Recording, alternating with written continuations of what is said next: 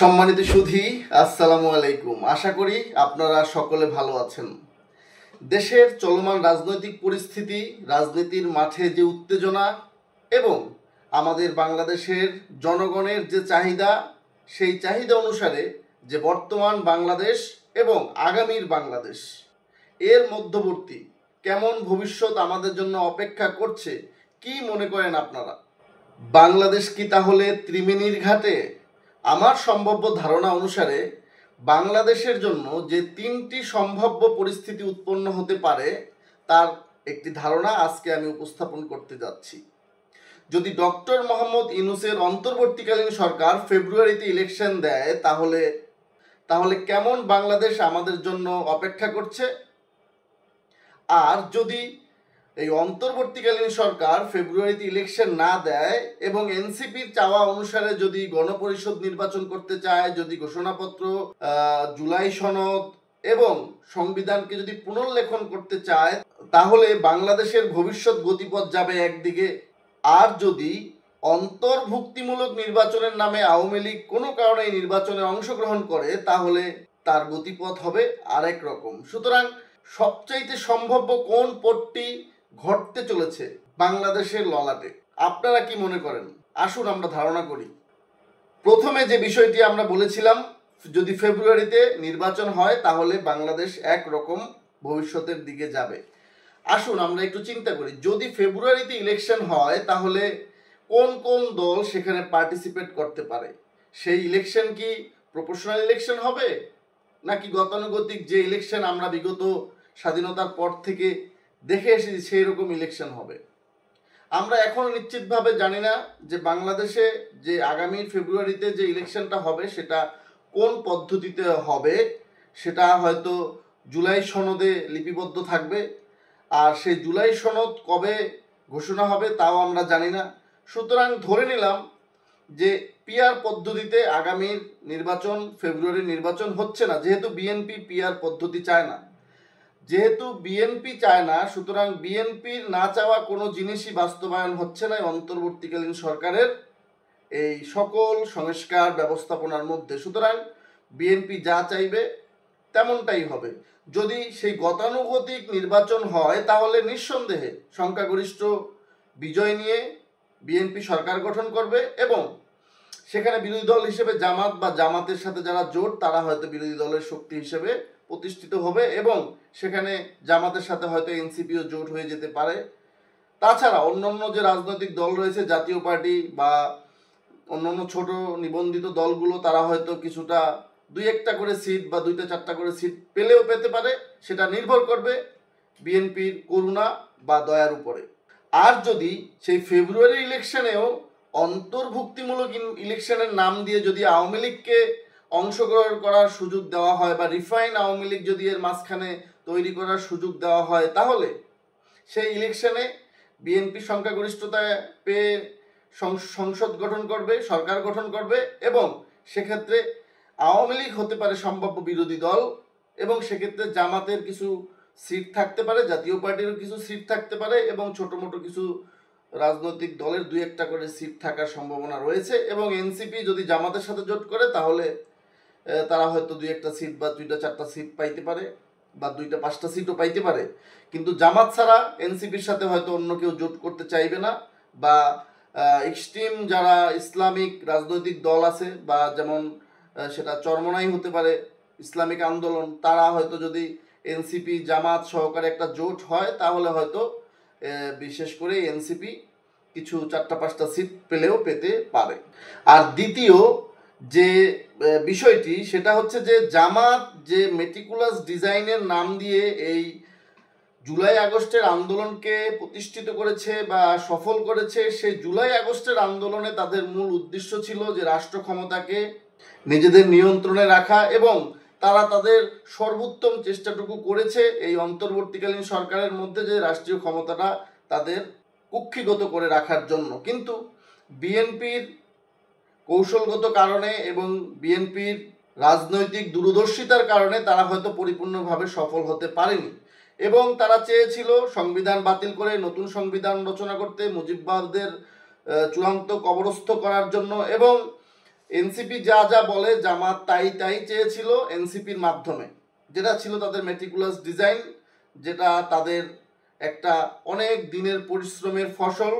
যেমন ছাত্রলীগের মধ্যে জামাত শিবিরকে পুনর্বাসিত করে তারা একটা লং টার্ম স্ট্র্যাটেজি নিয়ে, একটি দীর্ঘমেয়াদী পরিকল্পনা নিয়ে যেভাবে শেখ হাসিনা সরকারের পতন করেছিল, সেইভাবে এই এনসিপির মাধ্যমে তাদের মতো করে একটি নতুন সম্ভাবনাময় রাষ্ট্র বা নতুন বাংলাদেশ বা নতুন স্বাধীনতা বা সেকেন্ড রিপাবলিক হিসেবে প্রতিষ্ঠিত করতে চেয়েছিল, যেটা হয়তো জেনারেল ওয়াকারুজ্জামান বা বিএনপির জন্য হয়তো জামাত পেরে উঠতে পারছে না।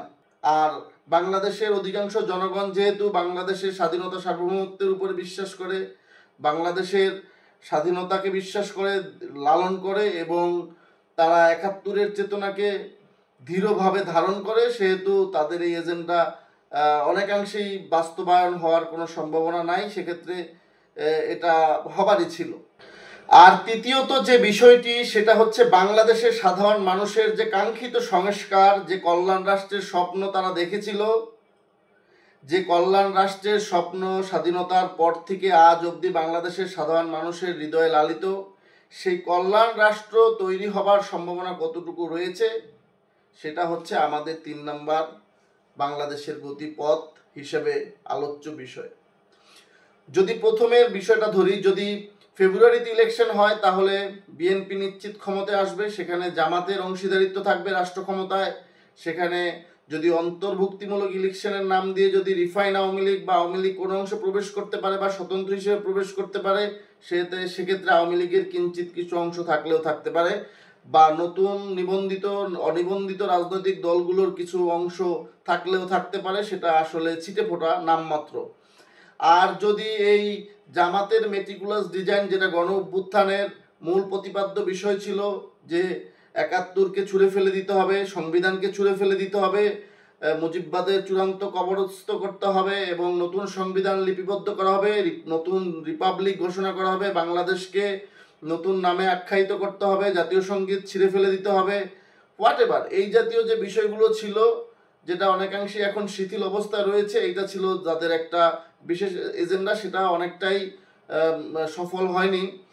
আর তৃতীয়ত, যেটা বাংলাদেশের সাধারণ মানুষের চাওয়া পাওয়া, জন আকাঙ্ক্ষা, সেটা হচ্ছে একটি কল্যাণমূলক রাষ্ট্র, যে কল্যাণ রাষ্ট্রে বাংলাদেশের জনগণের যে নেতৃত্ব, সেই নেতৃত্ব হবে সত্যিকারের দুর্নীতিমুক্ত নেতৃত্ব, মানবিক নেতৃত্ব, রাষ্ট্র কল্যাণের নেতৃত্ব, জনবান্ধব নেতৃত্ব এবং বাংলাদেশের স্বাধীনতার সার্বভৌমত্ব লালন করে এমন নেতৃত্ব।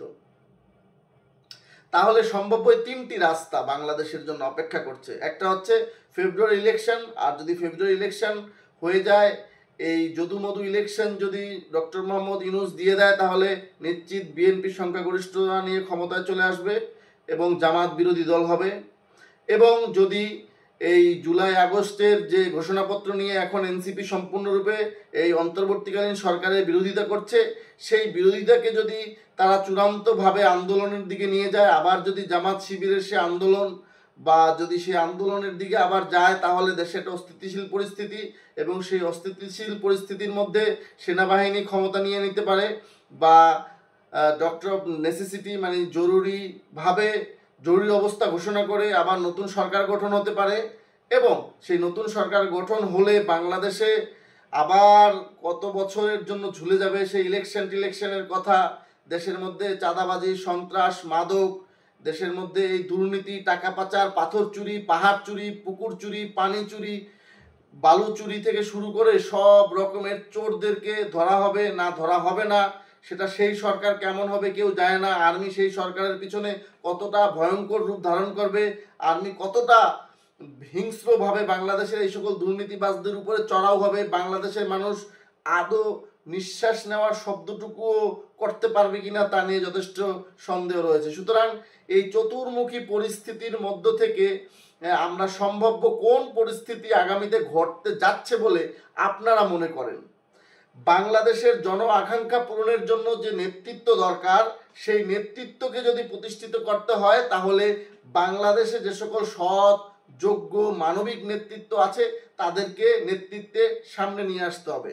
যেমন ধরেন, এই সকল তরুণ নেতৃত্ব যারা গণ অভ্যুত্থান করেছে তারা টাকা পাচার বা টাকা পয়সা ইনকাম, চাঁদাবাজি, মব, নানা রকমের অনিয়ম, দুর্নীতি, এপিএস কাণ্ড, পিএস কাণ্ড, মানে যা ইচ্ছা তাই, মানে সব রকমের নোংরা কাজের সাথে জড়িয়ে তারা যেভাবে তাদের নীতি, আদর্শ, নৈতিকতা হারিয়ে ফেলেছে, তাদের দিয়ে ভবিষ্যতের সম্ভাবনা অনেকাংশেই নাই বললেই চলে। সাধারণ মানুষের মধ্যে তাদের রেপুটেশন খুবই খারাপ।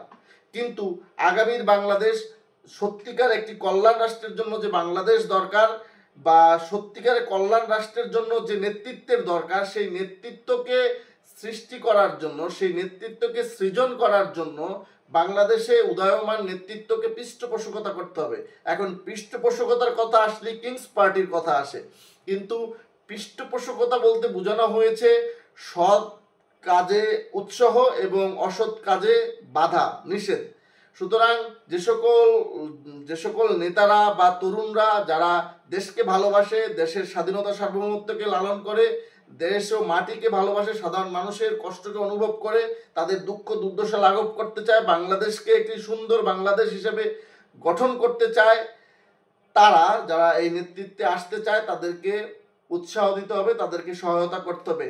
এই রাজনৈতিক কূটকৌশলে তাদেরকে পরাস্ত করে তাদের বাকরুদ্ধ করা যাবে না, তাদেরকে মিথ্যা মামলা হয়রানি করা যাবে না, এবং তাদেরকে কোনো রকম কূটকৌশল দ্বারা ক্ষতিগ্রস্ত করা যাবে না। তাহলে বাংলাদেশের এই সৎ নেতৃত্ব সৃষ্টি হওয়ার রাস্তাটা সম্পূর্ণরূপে বন্ধ হয়ে যাওয়ার সম্ভাবনা রয়েছে। বাই দ্য ওয়ে, যে কথাটি আমি বলতে চাই সে কথাটি হচ্ছে যে আগামীর বাংলাদেশ বিনির্মাণের জন্য বাংলাদেশের চলমান নেতৃত্ব এবং এর মধ্যবর্তী তরুণ নেতৃত্ব সৃষ্টির গুরুদায়িত্ব বাংলাদেশের গুরুজনদের নিতে হবে।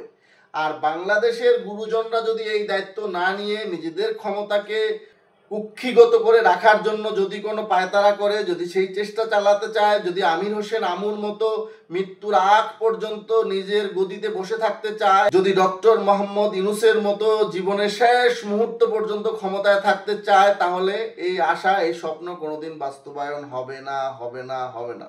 বাংলাদেশে অনেক রকমের ঘটনা সামনে ঘটতে পারে, বা আমি বাংলাদেশের ভবিষ্যৎ যেভাবে দেখতে চাই সেটা হচ্ছে যে একটি স্বচ্ছ রাষ্ট্র ব্যবস্থা এবং সত্যিকার জনকল্যাণমূলক রাষ্ট্র ব্যবস্থা, এবং বাংলাদেশের জনগণের সর্বাধিক কল্যাণ সাধিত হবে। আগামীর বাংলাদেশের জন্য এমন নেতৃত্ব তৈরি হোক, সেটা আমার চাওয়া, আমার স্বপ্ন। কিন্তু আমরা জানি না ডক্টর মোহাম্মদ ইউনূস সাহেব তিনি কি চায়, আমরা জানি না বিএনপি কি চায়, আমরা জানি না আওয়ামী লীগ কি চায়, আমরা জানি না জেনারেল ওয়াকার সাহেব কি চায়, আমরা জানি না এই সমস্ত বিদেশি পরাশক্তি ভারত, আমেরিকা, রাশিয়া, চীন তারা কি চায়। কিন্তু আমি এইটা অবশ্যই জানি, প্রত্যেকে যার যার নিজের স্বার্থ চায়। কিন্তু আমরা বাংলাদেশের জনগণ যেটা চাই সেটা হচ্ছে বাংলাদেশের সাধারণ জনগণের সার্বজনীন কল্যাণ নিশ্চিত করা। কিন্তু এই আমেরিকা বলেন, চীন বলেন, ভারত বলেন, রাশিয়া বলেন, আর্মি বলেন, বিএনপি বলেন, আওয়ামী লীগ বলেন, জামাত বলেন, জাতীয় পার্টি বলেন, প্রত্যেকে যার যার স্বার্থ চায়। So far I gauge. কিন্তু আমরা বাংলাদেশের জনগণ, আমরা চাই বাংলাদেশের সাধারণ মানুষের সর্বাধিক কল্যাণ সাধিত হোক। যারা বর্তমান বাংলাদেশকে নেতৃত্ব দিচ্ছেন সেই সকল মাতব্বরদের কাছে আমাদের চাওয়া থাকবে, আগামীর বাংলাদেশের স্বার্থে আপনারা বাংলাদেশের যোগ্য নেতৃত্বকে প্রতিষ্ঠিত করুন এবং সৎ যোগ্য মানুষদেরকে মূল্যায়ন করুন, তবেই বাংলাদেশের প্রকৃত কল্যাণ সাধিত হবে। ভালো থাকবেন, সুস্থ থাকবেন। আসসালামু আলাইকুম।